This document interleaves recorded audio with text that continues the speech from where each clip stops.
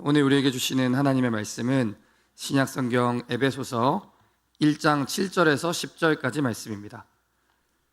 신약성경 에베소서 1장 7절에서 10절까지 말씀입니다. 신약성경 309페이지쯤에 있습니다. 신약성경 309페이지쯤에 있습니다. 에베소서 1장 7절에서 10절 말씀 한 절씩 교독하고 마지막 10절은 함께 읽도록 하겠습니다. 제가 먼저 읽겠습니다. 우리는 그리스도 안에서 그의 은혜의 풍성함을 따라 그의 피로 말미암아 속량 곧 죄 사함을 받았느니라. 이는 그가 모든 지혜와 총명을 우리에게 넘치게 하사 그 뜻의 비밀을 우리에게 알리신 것이요 그의 기뻐하심을 따라 그리스도 안에서 때가 찬 경륜을 위하여 예정하신 것이니 하늘에 있는 것이나 땅에 있는 것이 다 그리스도 안에서 통일되게 하려 하심이라. 아멘. 오늘은 구원 그 풍성한 은혜라는 제목을 가지고 말씀의 은혜를 나누려고 합니다. 사랑하는 여러분, 뭔가가 너무 좋으면 그것에 대해서 많이 이야기할 수밖에 없습니다. 마음에 들고 만족하는 만큼 자랑하고 싶고 얼마나 좋은지 주변 사람들에게 이야기하고 싶을 수밖에 없죠. 어떤 때는 내가 가진 말주변이나 그리고 가지고 있는 지식이 부족해서 얼마나 이게 좋은지를 잘 설명하지 못해 답답할 때가 있습니다. 그럴 때 요새 이렇게 말하죠. 이거 너무 좋은데 어떻게 표현할 방법이 없네, 이렇게 이야기하기도 합니다. 여러분, 우리는 모두 구원받은 하나님의 백성입니다. 우리는 예수님을 믿음으로 구원을 받았습니다. 여러분, 구원받으니까 어떠십니까? 네, 구원받으니까 너무 좋으시죠? 그냥 좋은 게 아니라 너무너무 좋으시죠? 네. 근데 막상 구원받아 뭐가 그렇게 좋냐고 이제 사람들이 물어보면 어떻게 설명하면 좋을지, 너무 좋은데 어떻게 설명해야 될지 잘 모르겠네 할 때가 많이 있습니다. 내가 구원받아서 너무 좋고 내 인생 너무 행복하고 내가 너무 달라졌는데 어떻게 설명하면 좋을지 어려울 때가 많이 있는 거죠. 여러분, 그건 우리가 구원에 대해 잘 표현할 수 있는 언어나 말주변이나 성경 지식이 부족하기 때문일 수도 있지만 또 더 근본적으로 살펴보자면 성경이 말하고 있는 그 구원의 의미가 깊고 넓고 풍성하기 때문에 우리의 그 짧은 말이나 우리가 가지고 있는 짧은 지식들을 가지고 다 제대로 설명하지 못하기 때문일 때가 많습니다. 따라서 우리는 이 구원에 대해 성경이 구원을 뭐라고 말하는지를 우리가 성경을 통해 더 깊이 묵상하고 그 의미를 더 잘 알아가기 위해서 노력을 해야 합니다. 여러분, 오늘 우리가 이제 에베소서 본문을 통해서 이 구원의 의미에 대해서 함께 알아갈 수 있게 되기를 바랍니다. 오늘 본문인 이 에베소서 1장 7절에서 10절에서는 하나님께서 예수 그리스도로 말미암아 우리에게 베풀어 주신 그 구원의 풍성한 은혜를 찬양하고 있습니다. 하나님께서는 자기의 아들이신 예수 그리스도를 십자가에 내어주심으로써 우리에게 구원을 베풀어 주셨습니다. 여러분, 그렇다면 예수님을 인하여서, 예수님의 십자가로 인하여서 우리가 구원받았는데 여기에는 어떤 의미가 있는 걸까요?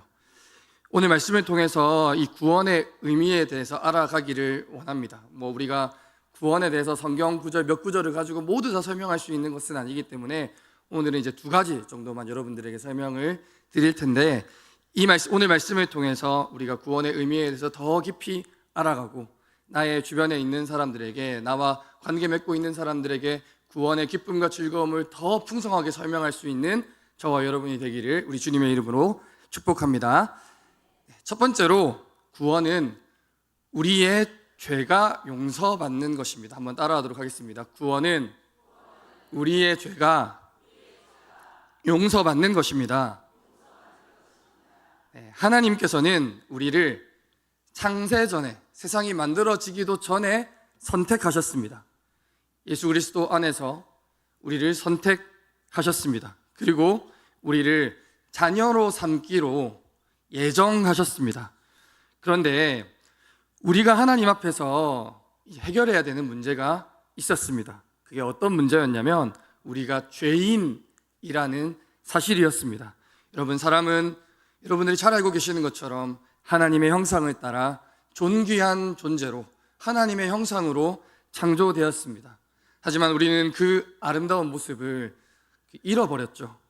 첫사람 아담이 하나님과의 약속을 어기고 하나님께 불순종함으로 타락했기 때문입니다. 그래서 아담의 자손으로 태어난 우리들 모두는 죄인으로 태어나게 된 것이죠. 여러분, 죄인으로 태어난 우리들은 하나님의 뜻을 따라 선을 행할 수 있는 능력도 의지도 상실한 비참한 존재가 되었습니다. 하나님 앞에 감히 나설 수 없는 비참한 존재가 된 거죠. 여러분, 우리는 의로우신 하나님 앞에 죄인된 우리가 감히 설 수 없는 그런 비참한 존재로 서 있었습니다. 죄인인 우리는 하나님 앞에 나아갈 수 없었죠. 여러분, 우리가 하나님 앞에 다시 나아가려면 어떻게 해야 했을까요? 이 죄의 문제가 해결돼야만 됐습니다. 여러분, 이 문제를 해결하지 않고서는 우리가 하나님의 자녀가 될 수도 없고 또 하나님의 백성이 될 수도 없었습니다. 그런데 여러분, 우리가 이 죄 문제를 스스로 해결할 수 있느냐? 당연히 우리는 이 죄 문제를 스스로 해결할 수가 없었습니다. 죄인된 우리 인간의 노력, 열심 이런 것들을 가지고서는 우리의 죄 문제를 해결할 수 없었기 때문이죠. 하지만 하나님께서는 오늘 본문 7절에 나오는 것처럼 그의 은혜의 풍성함, 곧 풍성하고 차고 넘쳐 흐르는 은혜를 우리에게 베풀어 주셨습니다. 풍성한 은혜를 베푸시는 하나님께서는 그리스도 안에서 곧 예수 그리스도로 말미암아 우리를 구원하여 주셨습니다. 여러분, 오늘 본문은 우리가 그의 피로 말미암아 속량 곧 죄사함을 받았다 이렇게 말을 합니다. 여러분, 여기서 그의 피로 말미암아라는 말은 예수님께서 우리를 위해서 피를 흘리셨다라는 말이죠. 존귀하신 하나님의 아들이시고 또 우리의 어린 양 되시는 예수님께서 여러분 어디에서 피를 흘리셨을까요? 예수님께서는 십자가에서 우리를 위해 피 흘리고 돌아가셨습니다. 예수님은 아무런 죄가 없으신 분이시지만 우리를 위하여 십자가에 달려 돌아가셨습니다. 하나님께서는 그 예수님의 십자가 보혈의 공로로 말미암아서 우리의 모든 죄, 과거와 현재의 모든 죄를 아들이신 예수님께 전가하셨습니다. 예수님께서는 십자가에서 우리의 모든 죄를 짊어지시고 우리를 위해 피 흘려 돌아가셨죠. 예수님께서 우리를 위한 희생 제물이 되신 것입니다. 여러분, 그 결과로 오늘 본문이 말하기를 우리는 속량 곧 죄사함을 받게 되었다. 오늘 본문이 이렇게 기록하고 있습니다. 여러분, 속량이라는 말이 무슨 말일까요? 우리가 잘 사용하지 않는 표현인데 속량이라는 말은 다른 표현으로는 구속이라고도 번역되기도 합니다. 여러분, 이 말은 무슨 말이냐면 몸값을 지불해서 전쟁의 포로나 노예들을 자유롭게 해주는 것, 해방시키는 것을 뜻하는 말입니다. 전쟁에서 포로된 자들이나 누군가의 노예로 사는 비참한 처지에 있는 사람들은 그들이 자유를 얻기 위해서는 반드시 어떤 대가가, 값이 필요했습니다. 예수님께서 십자가에서 우리를 위해 돌아가심으로써 예수님께서 우리를 위한 속량을, 우리를 위한 구속을 지불하여 주신 것입니다.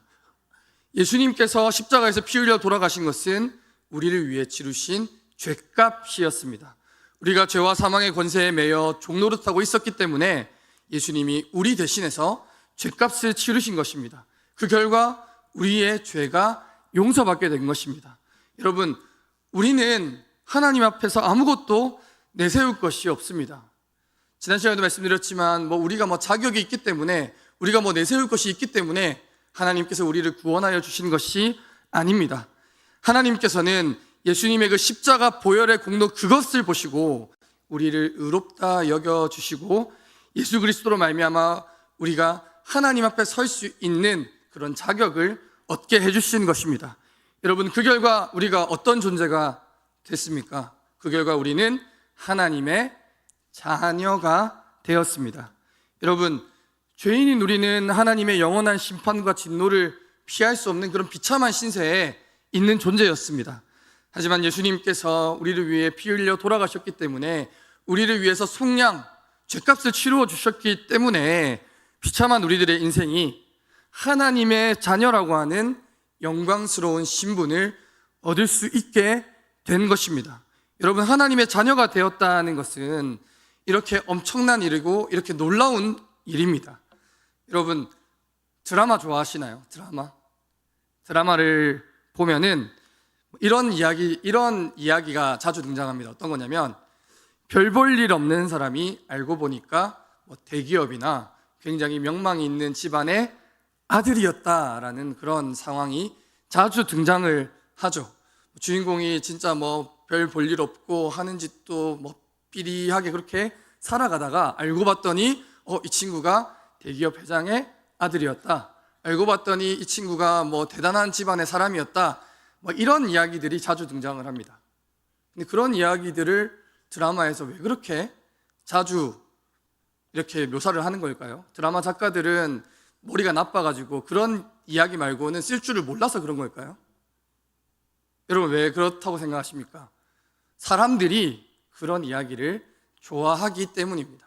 사람들이 안 좋아하면은 대중의 평가에 굉장히 민감한 드라마 작가들이 그런 내용을 계속해서 우려먹고 할 이유가 없죠. 그럼 왜 사람들은 이런 이야기를 좋아합니까? 현실에서는 일어날 수 없는 일이기 때문입니다.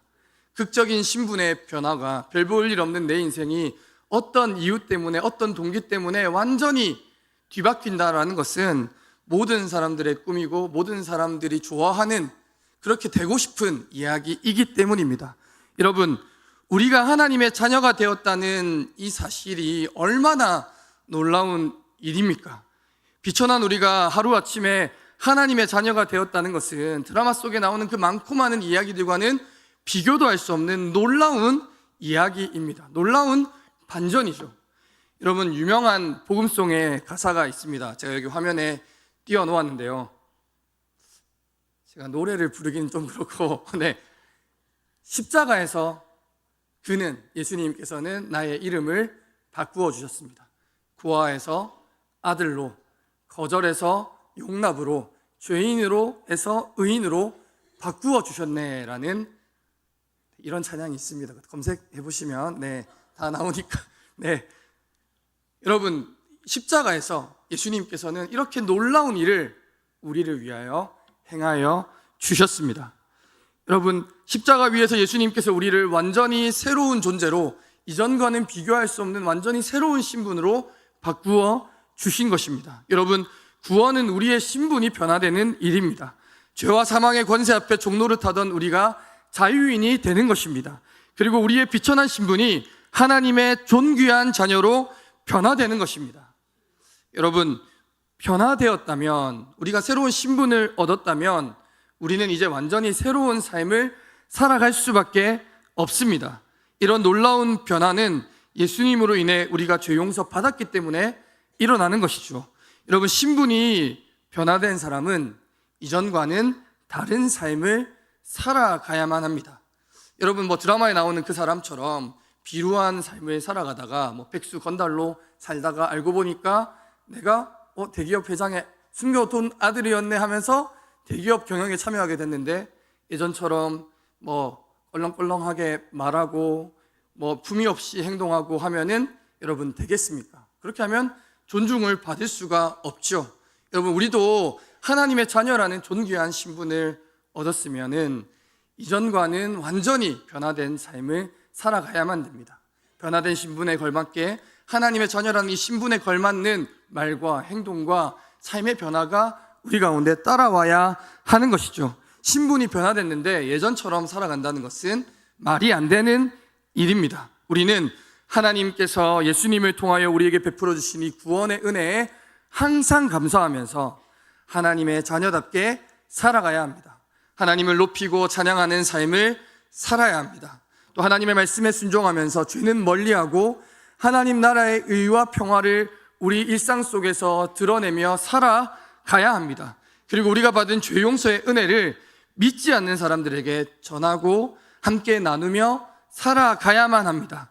여러분, 구원받아 변화된 신분에 걸맞게 살아가기를 기뻐하시는 저와 여러분이 되기를 우리 주님의 이름으로 축복합니다. 두 번째로 한번 따라 읽어보겠습니다. 구원은 나뉘어졌던 것이 예수님 안에서 통일되는 것입니다. 네, 여러분 오늘 본문 8절을 보시면은 하나님께서 모든 지혜와 총명을 우리에게 넘치게 하사라고 말하고 있습니다. 그리고 이어지는 9절에서는 넘치는 그 지혜와 총명으로 그 하나님의 뜻을 우리에게 알려주셨다라고 말하고 있습니다. 이게 무슨 말이냐면 하나님의 택함을 받아서 예수님의 보혈로 구원받은 우리들에게 하나님께서는 다른 사람들이 알 수 없는 하나님의 비밀을, 하나님의 신비를 깨닫게 해주셨다라는 그런 말입니다. 여러분, 이것은 하나님의 자녀들의 특권입니다. 여러분, 우리는 하나님의 비밀을, 하나님의 신비를 깨달을 수 있는 그런 특권을 자녀로서 받은 존재들입니다. 여러분, 세상에서 가장 뛰어나고 지식이 탁월한 사람이라고 할지라도, 저명한 석학이고 박사학위를 받은 사람이라고 할지라도 여러분, 이 하나님의 비밀을 알 수도 없고 깨달을 수 없습니다. 세상 지식과 세상의 학위를 가지고 이 비밀을 깨달을 수 있는 것이 아니죠. 하나님께서 이 세상을 위해 예수 그리스도를 통하여 계획하신 일과 또 준비하신 일, 그 비밀 안에 담겨 있는 그 영적인 신비를 여러분 지식과 학위를 가지고 깨달을 수가 없습니다. 하지만 하나님의 자녀된 우리들은 그 비밀을 깨달을 수 있게 됐습니다. 여러분, 우리가 뛰어나기 때문이 아니라 하나님이 우리에게 알게 해주셨기 때문에 가능한 것입니다. 여러분, 이 비밀은 9절 하반절에 따르면 그의 기뻐하심을 따라 그리스도 안에서 때가 찬 경륜을 위하여 예정하신 것입니다. 무슨 말입니까, 여러분? 이게 근데 이렇게 질문하는 게 여러분들 이해하지 못할까 하는 말이 아니라, 저도 학교에서 에베소서 수업을 들으면 교수님이 이렇게 열심히 장엄하게 읽어주고 난 다음에 무슨 말인지 아시겠어요? 이렇게 물어보시면 아무도 모르죠. 근데 교수님도 자기도 무슨 말인지 잘 모르겠다고 항상 하시는 그런 구절이거든요. 좀 난해하기 때문에 제가 쉽게 풀어서 설명을 드리겠습니다. 이 비밀은 하나님께서 때가 되면 이루실 계획입니다. 하나님께서는 이 비밀을 예수 그리스도를 통하여 우리 가운데 이루어 주실 것입니다. 이게 이런 의미입니다. 그렇다면 하나님께서 그분의 자녀들에게 깨닫게 해주신 비밀, 예수 그리스도를 통하여 이루신 그 비밀은 무엇이냐? 10절에서는 이 비밀이 뭐라고 말하냐면 하늘에 있는 것이나 땅에 있는 것이 다 그리스도 안에서 통일되게 하려 하심이라라는 그런 뜻입니다. 여러분, 이 말이 무슨 말이냐면 죄의 영향은 우리 한 사람에게만 미치는 게 아닙니다. 우리 한 사람에게만, 우리 개인에게만 죄의 영향력이 있는 게 아니라는 말이죠. 죄는 우리들의 관계를 파괴하고 우리의 공동체를 무너뜨립니다. 하나님이 처음 창조하신 세상에는 분열이나 갈등이나 서로를 향한 미움이나 적대심이 없었습니다. 그런데 죄는 하나님과 사람의 관계를 파괴했습니다. 여러분, 첫사람 아담이 범죄하고 난 다음에 이렇게 숨어 있을 때 하나님께서 이렇게 물어보시죠. 누가 너에게 너의 그 벗은 것을 알려주었느냐? 너가 설마 내가 먹지 말라고 했던 그 선악을 알게 하는 나무의 열매를 먹은 것이냐? 라고 말했을 때 아담이 어떻게 대답했는지 혹시 기억하십니까? 아담은 하나님께서 나에게 주신 여자, 그가 나에게 줌으로 내가 먹었습니다. 이렇게 이야기하는 거죠. 그러면 이게 어떤 의미입니까? 나는 먹을 생각이 별로 없었는데 일단 하나님이 주셨으니까 하나님이 첫 번째 문제고, 하나님께서 나에게 주신 그 여자가 나에게 줌으로 내가 먹었습니다. 사람과 사람 사이에 불신과 분열과 갈등이 생겨난 것을 압축해서 보여주는 그런 말입니다. 죄는 사람과 사람 사이에도 원망과 불신, 미움과 증오를 만들어냈습니다. 또한 죄는 하나님이 만드신 이 아름다운 세상이 약육강식과 적자생존의 세계가 되게 만들었습니다. 그리고 무서운 자연재해를 비롯해서 무서운 들짐승들에 이르기까지 하나님이 만드신 피조물들과 하나님의 형상으로 창조된 인간이 서로 적대하고 미워하게 만들었습니다. 여러분, 이처럼 죄가 미치는 파괴적인 영향력은 우리 한 사람의 삶뿐만 아니라 그로부터 시작해서 우리가 살아가는 모든 세상에 미치는 것입니다. 그리고 분열하고 갈등하며 서로 적대하는 이 모습이야말로 죄가 이 땅에 만연하다는 그 양상이라고 할 수 있겠습니다. 여러분, 죄의 결과가 분열, 갈등, 서로 적대함, 미워함과 시기라면 이 죄 문제를 해결하는 구원을 통해서는 어떤 일이 일어나야 되겠습니까? 이 분열과 갈등, 적대와 시기와 미워함이 사라져야 그게 진짜 구원이라고 할 수가 있겠죠. 그래서 오늘 본문에서는 하늘에 있는 것이나 땅에 있는 것이 다 모두 그리스도 안에서 통일되는 것이 바로 하나님의 비밀이고 하나님의 계획이라고 말하고 있습니다. 하나님께서는 그 예수님의 그 십자가 구원을 통하여서 타락으로 말미암아 서로 나눠지고 분열하고 갈등하며 적대하는 이 세상 모든 만물들이 하나가 되고 통일되게 하시겠다라고 지금 말씀하고 계시는 것입니다. 하나님께서 원래 창조하셨던, 처음 창조되었던 그 처음 세상의 그 아름다움을 하나님께서 예수 그리스도 안에서 다시 회복시켜 주시겠다는 바로 그 선언인 것입니다. 하나님께서는 예수님을 통하여 예수님의 십자가 보혈의 공로로 말미암아 그 구원으로 말미암아서 이런 놀라운 일을 이루어내시겠다라고 오늘 본문에서 선언하고 계시는 것입니다. 여러분, 만물의 통일, 나누어졌던 것이 하나가 되는 것, 모든 것이 통일되는 것, 여기 이 말에는 정말 많은 의미가 담겨 있지만 여러분, 이 에베소서 본문의 맥락에서는 대표적으로 유대인과 이방인이 하나 되는 것을 뜻합니다. 여러분, 이 당시에 처음 1세기 그리스 로마 사회에서 절대로 하나 될 수 없는 것, 물과 기름처럼 절대로 하나 될 수 없는 것이 무엇이냐라고 사람들에게 물어보면 제일 먼저 말하는 것이 바로 유대인과 이방인 간의 관계였습니다. 왜 그랬을까요? 여러분, 유대인들은 선민의식을 가지고 있었습니다. 우리만 하나님의 자녀이고 아브라함의 자손이고 택함받고 구원받기로 예정된 그런 민족이다. 하나님은 우리만 사랑하시고 우리만 구원하기를 원하신다라고 그렇게 생각했습니다.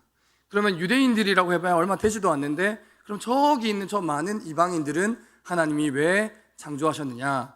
하나님께서 영원토록 지옥불을 떼셔야 되니까 지옥의 땔감으로 쓰려고 이방인들을 만드셨다. 이렇게 기록된 그런 랍비의 글도 있습니다. 그리고 유대인들은 그래서 이 이방인들을 약속 밖에 있는 사람들이라고 생각해서 개라고 여기고 같이 식사도 함께 하지 않았습니다. 그런데 이방인들의 입장에서 보았을 때는 이 유대인들과 함께 호흡하며 살아가는 이방인이라고 하면은 뭔가 야만족 같은 그런 느낌이 들지만 사실은 그리스 로마 사회에 살아가는 사람들이었습니다. 이 시대의 세상을 주도하고 이 시대 세상의 모든 문화를 주도하는 사람들, 이 시대의 공용어를 쓰는 사람들, 오늘날로 치면은 미국이나 유럽 사람들과 같은 사람들이 어디 아주 소수민족들이 자기들을 굉장히 개로 여기고 지옥의 땔감 될 존재라고 하니 얼마나 이방인들이 봤을 때는 유대인들이 가짜나 보였겠습니까? 그래서 유대인과 이방인들은 서로 미워했고 하나 될 수 없는 존재라고 서로를 여겼습니다. 그런데 이 관계는 죄의 결과로 인해 타락한 세상의 모습을 압축적으로 보여주고 있습니다. 원래 하나 되었어야 되는데 하나님 믿는 믿음 안에서 하나로 존재해야 되는데 서로 나누어져 있는 그 모습을 보여주고 있는 거죠. 그런데 그런 관계 가운데 예수님께서는 십자가에서 이 둘 사이에 중간에 막힌 담을 허물어 주셨습니다. 서로 절대 하나 될 수 없을 것 같았던 이방인과 유대인을 하나 되게 해주신 것이죠. 그리스도의 십자가가 분열과 갈등의 종지부를 찍은 것입니다. 예수님께서는 이 사람들에게 평화를 주셨습니다. 그래서 이방인과 유대인 가릴 것 없이 하나님이 거하시는 성령의 전인 교회로 함께 예수 그리스도를 믿는 믿음 안에서 지어져 가게 해주신 것입니다. 우리는 이 모습을 통해서 예수 그리스도의 십자가가 만물을 통일시키고 분열된 세상을 하나 되게 하고 원래 하나님께서 계획하셨던 그 창조의 아름다움을 회복하게 된다는 것을 알 수가 있습니다. 여기에 대한 더 자세한 내용은 우리가 2장에서 보다 더 자세하게 다루게 될 것입니다. 여러분, 우리는 대부분 구원을 개인적인 것으로만 생각을 합니다. 내 영혼이 구원받고 당신의 영혼이 구원받고 내 이웃의 영혼이 구원받는 그 영혼 구원의 차원에서만 생각을 하는 거죠. 하지만 그리스도로 말미암은 그 구원은 개인의 영혼이 구원받는 것을 당연히 포함하지만 사실은 훨씬 더 넓은 것입니다. 예수님께서 십자가에서 우리를 위해 피를 흘려 돌아가셨습니다. 그로 인해 죄 때문에 분열되고 갈등하고 적대하는 이 세상 사람들이 평화를 얻고 하나가 되어가는 것, 여러분, 이게 바로 구원입니다. 그리고 그리스도께서 피로 값주고 사신 우리 교회야말로 모든 차이와 분열과 갈등과 적대감을 넘어선 구원의 진정한 열매입니다. 만물을 통일시키려 하시는 하나님의 뜻과 계획이 교회를 통하여 이 땅 위에 나타나게 되는 것입니다. 여러분, 예수님으로 인하여 이 비밀이 온전하게 드러나게 됐습니다. 예수님으로 인하여 나뉘어졌던 것이 하나가 되고 분열되었던 것이 회복되었습니다. 우리 교회는 구원을 통하여 이루어진 이 놀라운 일들을 기억하면서 우리 안에 이루어진 이 놀라운 구원을 증거하며 살아가야 됩니다. 여러분, 서로 다른 우리가 함께 하나님을 예배할 수 있는 것은 예수님께서 십자가에서 보혈의 피를 흘리심으로써 우리에게 허락하신 구원 때문이라는 것을 우리가 기억하면서 우리 이 교회의 하나됨을 지켜가기 위해 날마다 힘쓰고 애를 써야 합니다. 분열과 다툼으로 가득한 이 세상 가운데 우리 교회가 착한 행실로 하나님의 이름을 높일 수 있어야 합니다. 그리고 하나님의 평화를 전하는 사자로, 하나님의 평화를 전하는 메신저로 우리 교회가 자리매김하기 위하여서 노력해 가야만 합니다. 그렇게 할 때 우리는 구원받은 사람답게, 그리고 구원받아 세워진 교회답게 우리가 살아가는 이 세상 가운데 존재할 수 있게 되는 것입니다. 이 사실을 기억하면서 우리가 구원으로 인하여 얻게 된 이 하나됨을 지켜가고 또 우리의 하나됨을 증언하는 저와 여러분이 되기를 우리 주님의 이름으로 축복합니다. 말씀을 마무리하겠습니다. 오늘 본문에서 중요한 사실은 이 모든 일이 예수 그리스도로 말미암아 예수 그리스도 안에서 일어난다는 것입니다. 하나님은 예수님을 통하여, 예수님의 그 십자가 보혈의 공로를 통하여 우리를 구원하십니다. 우리는 예수 그리스도로 말미암아 죄의 용서를 받았고 또 죄로 인해 죽을 수밖에 없는 우리가 새로운 생명, 새로운 신분을 얻게 됐습니다. 그리고 예수 그리스도로 말미암아 분열되고 적대하는 이 세상과 사람들이 교회 안에서 하나가 되는 것입니다. 잃어버렸던 하나님 창조의 아름다움이 회복되고 온전한 평화가 우리 가운데 이루어지게 되는 것입니다. 따라서 우리는 자기 목숨을 내어놓으셔서 우리에게 구원과 회복을 주신 우리 예수 그리스도께 항상 감사하고 찬양하는 삶을 살아가야만 합니다. 예수님께서 우리를 위해 피 흘려 주셨기 때문에 저와 여러분이 지금 이 자리에 모여서 함께 하나님을 예배할 수 있는 것입니다. 예수님께서 우리 위해 피 흘려 주셨기 때문에 우리는 이 교회를 통하여서 정말 셀 수도 없는 영적인 유익과 하나님의 복을 누릴 수 있는 것입니다.